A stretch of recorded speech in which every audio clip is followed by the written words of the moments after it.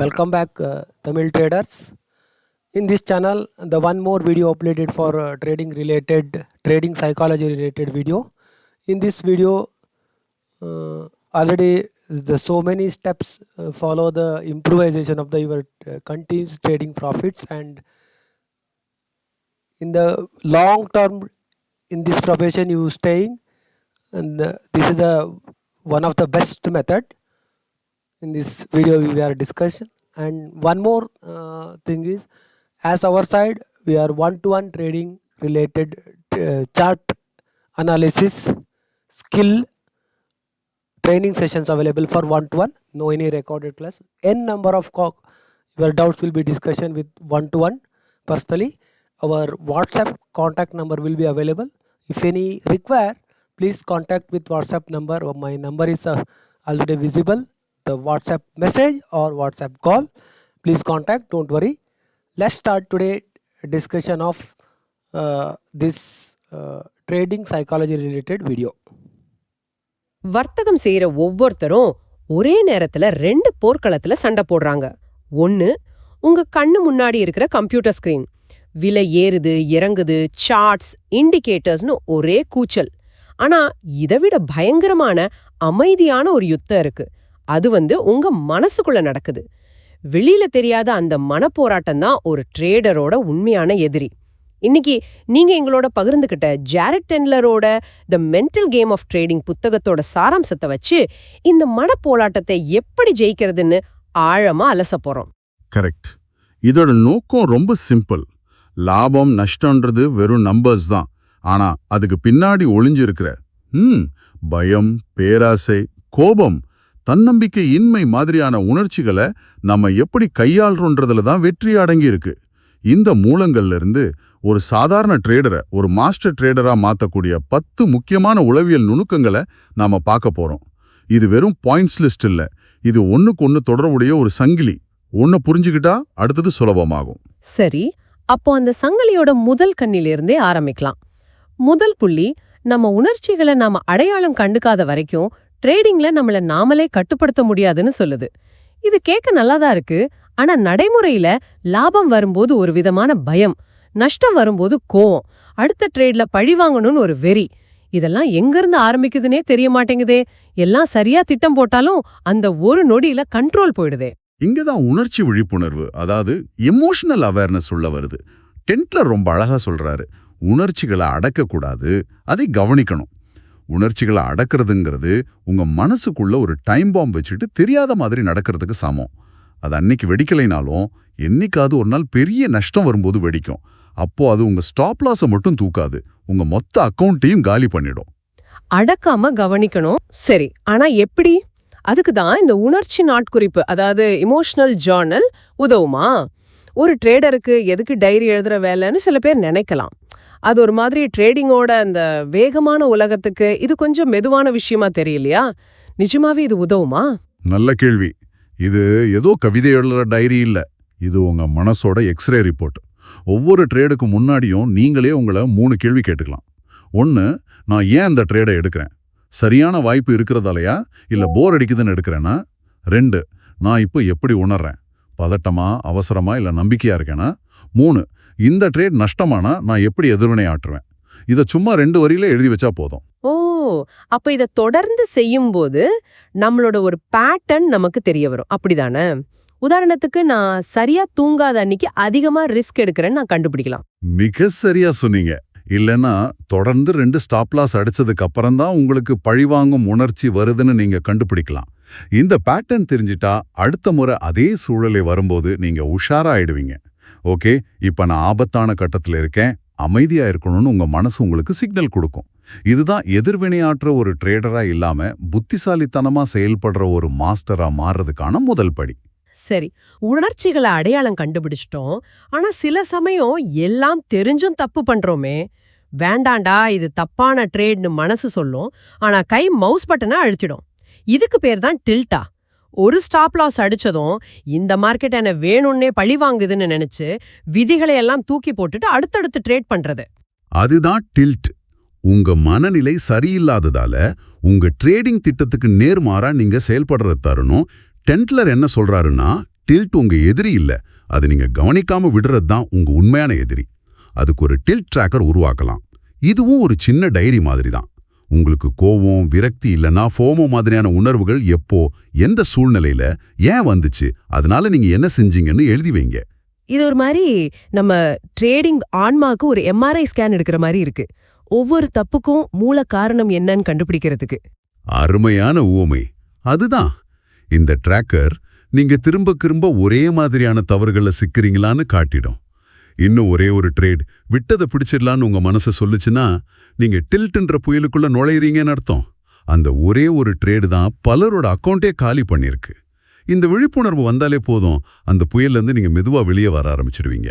சரி, இந்த டில்ட்ன்ற புயல்ல இருந்து தப்பிச்சிட்டோன்னு நிம்மதியா இருக்கும்போது அடுத்த பிரச்சனை ஒரு நண்பன் மாதிரி உள்ள வந்து முதுகில குத்துது. அதுக்கு பேரு அதீத நம்பிக்கை, அதாவது ஓவர் கான்ஃபிடன்ஸ். ஒரு 2-3 ட்ரேட் வரிசையா பிரமாதமா ஜெயிச்சதும் நான் தான் இந்த மார்க்கெட்டோட ராஜா, நான் சொல்றது தான் நடக்கும்னு ஒரு எண்ணம் வருமே.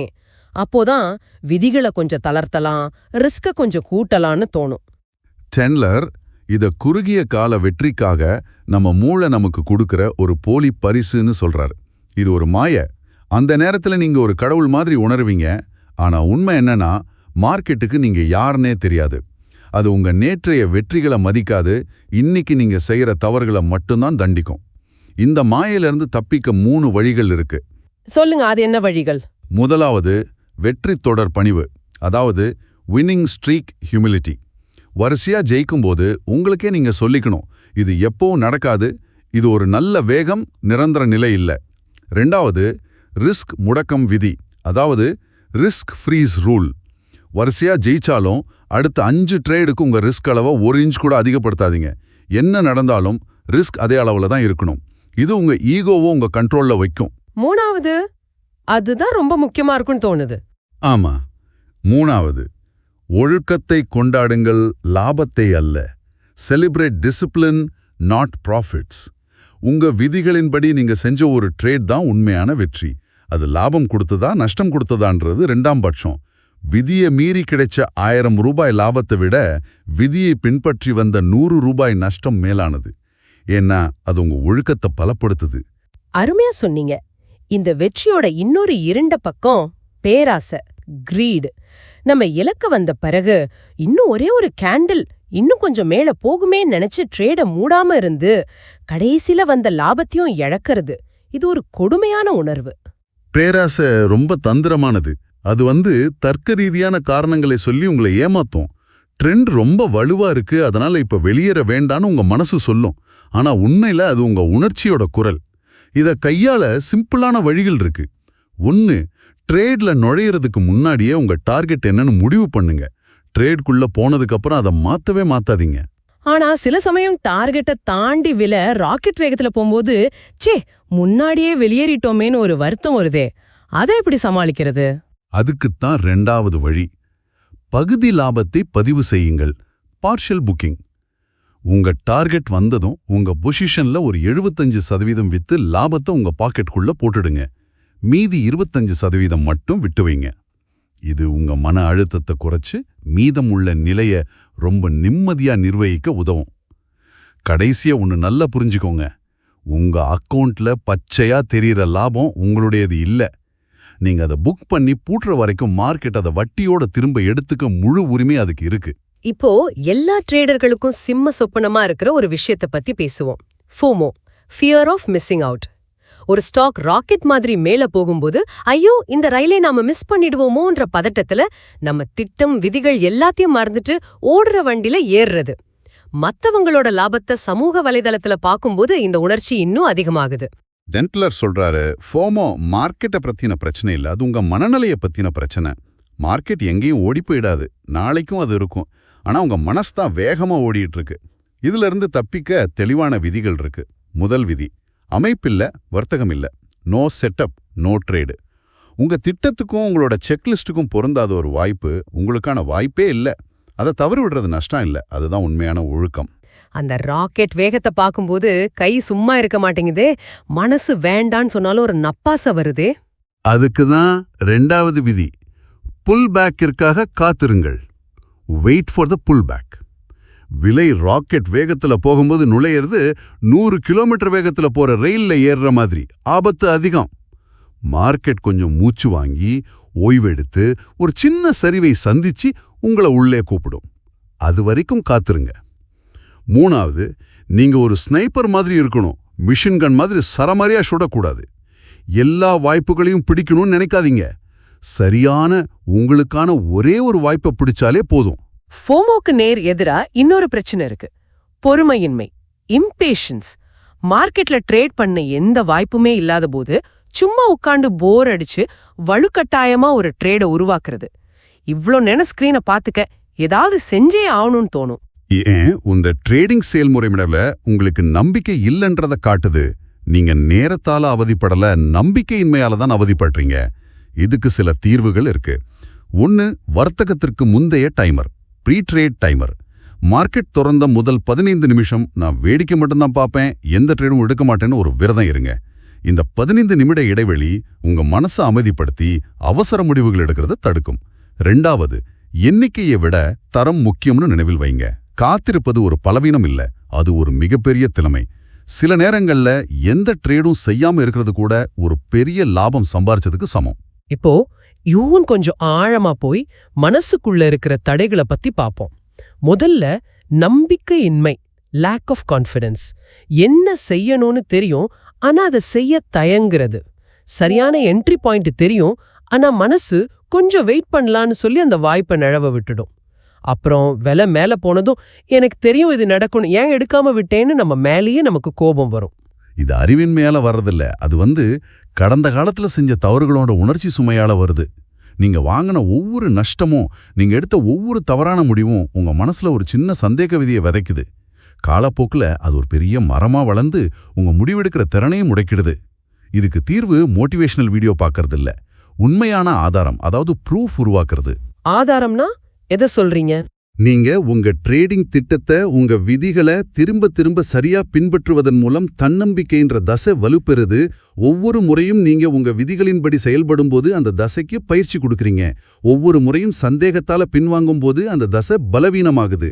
அதனால பதட்டத்தை விட செயல்பாடு முக்கியம். சந்தேகம் வரும்போது அதிகமா யோசிக்காதீங்க, உங்க திட்டத்தை சரிபார்த்து செயல்படுங்க.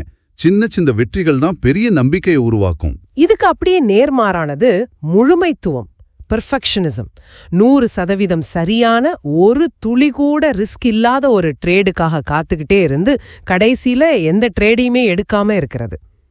எல்லா இண்டிகேட்டரும் பச்சை சிக்னல் காட்டணும், நியூஸ் நல்லா இருக்கணும், கிரகங்கள் சரியான நிலையில இருக்கணும்னு காத்திருக்கிறது மாதிரி. டென்ட்லரோட பார்வையில ட்ரேடிங்ல முழுமைன்றது முன்னேற்றத்தோட முதல் எதிரி. இது தப்பு பண்ணிடுவோமோன்ற பயத்தோட இன்னொரு முகமூடி. மார்க்கெட்ல 100% நிச்சயம்னு எதுவுமே கிடையாது. நீங்க தேடுறது அதிக நிகழ்தகவு உள்ள வாய்ப்பு, உத்தரவாதம் இல்ல. இதுக்கான தீர்வு 1, சின்ன சின்ன குறைகளையும் நஷ்டங்களையும் ஆட்டத்தோட ஒரு பகுதியா ஏத்துக்கோங்க. நஷ்டங்கள் தவிர்க்க முடியாதவை. 2வது, ஒரு நல்ல ட்ரேட அதோட முடிவால அளவிடாதீங்க, அதோட செயல்முறையால அளவிடுங்க. உங்க விதிகளின்படி செஞ்ச ஒரு ட்ரேடு நஷ்டத்துல முடிஞ்சாலும் அது ஒரு நல்ல ட்ரேடு தான். மார்க்கெட் உங்க கனவுல வர செட்டப்பை மதிக்காது, நீங்க எடுக்கிற நடவடிக்கையை மட்டும்தான் மதிக்கும். இறுதியா எல்லாத்தையும் தெரிஞ்சு வச்சிருந்தோம், இன்னைக்கு மனநிலை சரியில்லை, நாளைக்கு பாத்துக்கலான்னு தள்ளி போடுற ஒழுக்கமின்மை, லேக் ஆஃப் டிசிப்ளின். இதுதான் பலருடைய கனவுகளை சிதைக்கிற ஒரு விஷயம். மிகச்சேரி. ஒழுக்கம்ன்றது ஒரு மனநிலை இல்ல, அது ஒரு தசை. உங்களுக்கு விருப்பமில்லாத போதும் சோர்வா இருக்கும் போதும் செய்ய வேண்டியதை செய்வதுதான் ஒழுக்கம். உங்க உணர்ச்சிகளின் அடிப்படையில ட்ரேட் பண்றதை நிறுத்திட்டு உங்க விதிகளின் அடிப்படையில முடிவெடுங்க. இதுக்கு ஒரு மாற்ற முடியாத சடங்கு உருவாக்குங்க. ஒவ்வொரு நாளும் ட்ரேடிங் தொடங்குறதுக்கு முன்னாடி உங்க செக்லிஸ்ட்டை பார்க்கறது, ட்ரேடிங் முடிஞ்சதும் உங்க ஜேர்னல்ல குறிப்பு எழுதுறது மாதிரி. ஒவ்வொரு நாளும் 100% சரியா இருக்க முயற்சி பண்ணாதீங்க. ஒவ்வொரு நாளும் 1% மட்டும் சிறப்பா இருக்க முயற்சி பண்ணுங்க. அந்த சின்ன சின்ன முன்னேற்றம் தான் காலப்போக்கில் ஒரு மலையளவு வெற்றியை உருவாக்கும். அப்போ இந்த ஆழமான அலசல்ல இருந்து நம்ம புரிஞ்சுக்கிட்டது என்னன்னா, உண்மையான ட்ரேடிங் யுத்தம் மார்க்கெட்லயோ சார்ட்லயோ இல்ல, அது நம்ம மண்டைக்குள்ளதான் நடக்குது. பயத்திலிருந்து எப்படி தெளிவுக்கு வர்றது, அகந்தையிலிருந்து எப்படி வளர்ச்சிக்கு வர்றதுன்னு பார்த்தோம். இது ஒரு ட்ரேடிங் பயணம் மட்டும் இல்ல, இது ஒரு சுய கண்டுபிடிப்பு பயணமாவும் இருக்கு. நீங்க இறுதியா நினைவுல வச்சுக்க வேண்டிய ஒரு சிந்தனை இதுதான். மார்க்கெட் ஒரு கண்ணாடி. அது ஒவ்வொரு நாளும் உங்க மனநிலை, உங்க உணர்ச்சி வலிமை, உங்க ஒழுக்கம் எல்லாத்தையும் அப்படியே பிரதிபலிக்குது. மார்க்கெட்டை ஜெயிக்கிறது உங்க குறிக்கோள் இல்லை, உங்களை நீங்களே ஜெயிக்கிறது தான் உண்மையான வெற்றி. அடுத்த முறை நீங்க ட்ரேடிங் ஸ்கிரீனை திறக்கும்போது உங்க கையில இருக்கிறது வெறும் மவுஸ் இல்ல, அது உங்க மனதை கட்டுப்படுத்துற ஒரு கருவின்னு நினைச்சுக்கோங்க. மார்க்கெட்டை கட்டுப்படுத்த நினைக்காதீங்க, உங்களை கட்டுப்படுத்துங்க. வெற்றி தானா வரும்.